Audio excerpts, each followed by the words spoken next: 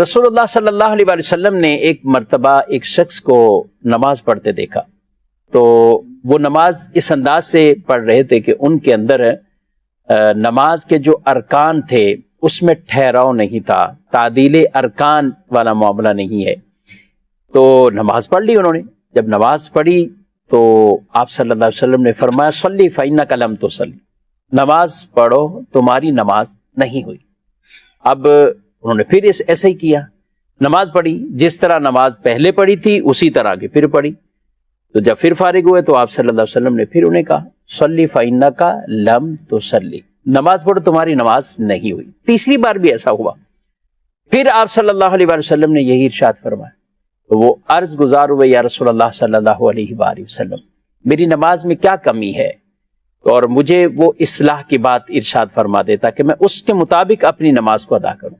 تو آپ صلی اللہ علیہ وسلم نے انہیں جو تعلیم ارشاد فرمائی، جب تم قیام کرو تو اس قیام اور قرآن پڑھنے کے حوالے سے، رکوع جانا ہے تو رکوع کے ٹھہراؤ کے حوالے سے اطمینان ہو جائے، اسی طرح رکوع سے اٹھیں تو یہ پھر سجدے میں جائے، تو یہ سارے جو ایک رکن سے دوسرے رکن کی طرف جانا ہے اور پھر اس رکن کی ادائیگی ہے، اس کے مطابق آپ صلی اللہ علیہ وآلہ وسلم نے یہ باتیں ارشاد فرمائی کہ تمہیں اس میں اطمینان حاصل ہو جائے، اور یہ تعلیم دی۔ پھر اس شخص نے اس کے مطابق نماز کو ادا کیا۔ اس کو شرع کی اصطلاح میں تعدیل ارکان کہتے ہیں۔ تعدیل ارکان نماز کا ایک واجب، یعنی مختلف ارکان کے اندر، یعنی یہ واجبات نماز میں سے ہے کہ ہر رکن کو اپنے اس مقام پر جس طرح حکم شریعت کا ویسے ادا کرنا۔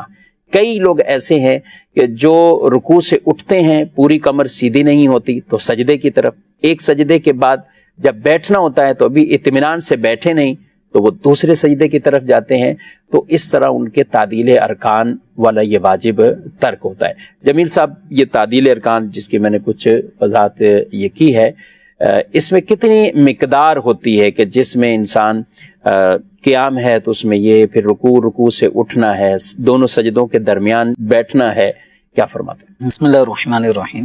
اس حدیث مبارکہ جس کا آپ نے ذکر کیا ہے، اس میں بالخصوص نبی کریم صلی اللہ علیہ وسلم نے جس بات کی طرف نمازی کو توجہ دلائی ہے وہ یہی تھا کہ نماز میں اطمینان حاصل ہونا چاہیے، یعنی جب آدمی رکوع میں ہو تو رکوع کے اندر بھی اطمینان حاصل ہو جائے، جب رکوع سے اٹھتا ہے اور اس کیفیت میں جس کو ہم قومہ کہتے ہیں، کھڑے ہونے کی حالت کو، سمیع اللہ لمن حمیدہ کہتے ہوئے جو کھڑے ہوتے ہیں اس کو قومہ کہا جاتا ہے، موٹے قاف سے قومہ۔ تو اس میں ٹھہراؤ ہونا چاہیے۔ پھر جب سجدہ کرتے ہیں تو سجدے میں اطمینان ہونا چاہیے، ٹھہراؤ ہونا چاہیے۔ ہر دو سجدے کے درمیان جو بیٹھتے ہیں جسے جلسہ کہا جاتا ہے اس میں ٹھہراؤ ہونا چاہیے۔ تو اگر یہ ٹھہراؤ جسے تعدیل ارکان، یعنی ارکان کو اچھے طریقے سے ادا کرنا، تو اگر یہ نہیں ہوگا تو نماز کا واجب ترک ہوگا۔ اب جیسے آپ نے نشاندہی کی کہ بعض لوگ رکوع سے سر اٹھا کر جی، اور ابھی کمر سیدھی نہیں ہو پاتی کہ سجدے میں جا چکے ہوتے ہیں، جی، تو ان کا قومہ کا واجب چھوٹ گیا۔ اسی طرح ایک سجدے سے ابھی کمر سیدھی نہیں ہو پاتی کہ اگلے سجدے میں چلے جاتے ہیں تو ان کا جلسہ رہ جاتا ہے۔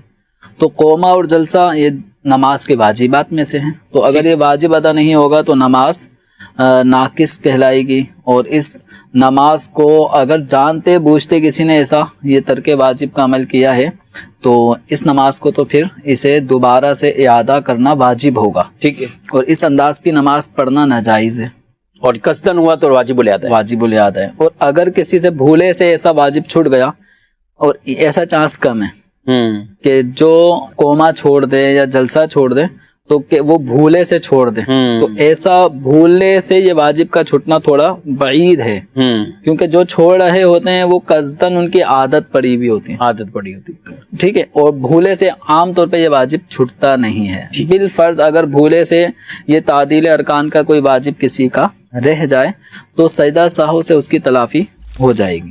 صحیح۔